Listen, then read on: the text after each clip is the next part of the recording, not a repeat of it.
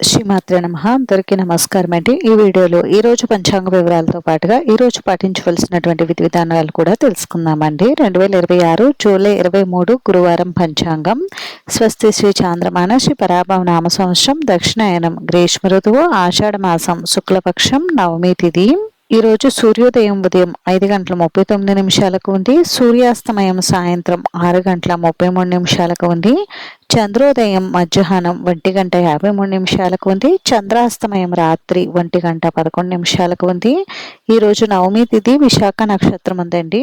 నవమి తిథి ఉదయం 8:41 వరకు ఉంది. తదుపరి దశమి తిథి వస్తుంది. విశాఖ నక్షత్రం రాత్రి తెల్లవారుజామున 3:40 వరకు ఉందండి. తదుపరి అనురాధ నక్షత్రం వస్తుంది. యోగం శుభం రాత్రి 10:20 వరకు ఉంది. తదుపరి శుక్లం కరణం కౌలువ ఉదయం 8:38 వరకు ఉంది. తదుపరి తైతుల రాత్రి 9:22 వరకు ఉంది. తదుపరి గరసి. ఈ రోజు శుభ సమయ వివరాలు వచ్చేసి బ్రహ్మ ముహూర్తం తెల్లవారుజామున 4:20 నుండి 5:08 వరకు ఉంది. అభిజిత్ ముహూర్తం ఉదయం 11:56 నుండి 12:48 వరకు ఉంది. అమృత కాలం సాయంత్రం 6:15 నుండి 7:59 వరకు ఉంది. శుభ సమయం ఉదయం 11 గంటల నుండి 12 గంటల వరకు ఉంది.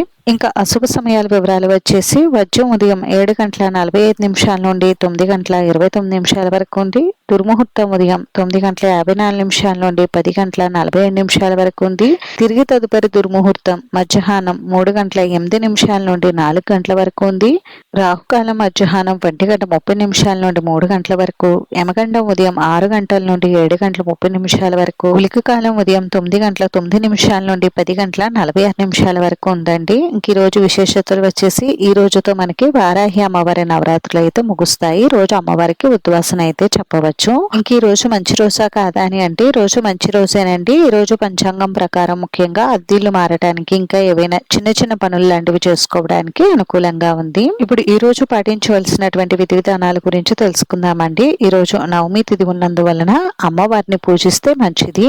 ఈ రోజు చేసే దుర్గా ఆరాధన గురువారం కాబట్టి గురువు ఆరాధన విష్ణుమూర్తి ఆరాధన వలన శుభం కలుగుతుంది. నానబెట్టినటువంటి శనగలను గురువు సంబంధితమైనటువంటి దైవానికి నైవేద్యంగా సమర్పించండి, మంచిది. వారాహి నవరాత్రి పూజలు 9 రోజులు చేయడం కుదరలేని వారు కనీసం ఈ ఒక్క రోజైనా అమ్మవారికి పూజ చేసుకోండి. ఉదయం తెల్లవారుజామునే అమ్మవారికి పూజా కార్యక్రమాలు అయితే నిర్వహించుకోండి. ఈ రోజు గురు సంబంధితమైనటువంటి గురు దత్తాత్రేయ లేక దక్షిణామూర్తి స్వామివారి దేవాలయానికి వెళ్లి 16 ప్రదక్షిణలు చేసి పసుపు రంగు పుష్పాలతో పూజ చేసి ఆవు నేతితో దీపారాధన చేయడం వలన జాతకంలో గురుబలం పెరుగుతుంది. ఇంకా ఈ రోజు మీకు తోచినంతలో లేని వారికి ఏవైనా దాన ధర్మాలు కూడా నిర్వహించండి. అంతేనండి. చూశారు కదా, ఇది ఈ రోజు పంచాంగ వివరాలు అయితే. వీడియో మీకు నచ్చితే ప్లీజ్ లైక్ చేసి షేర్ చేసి సబ్స్క్రైబ్ చేసుకోండి.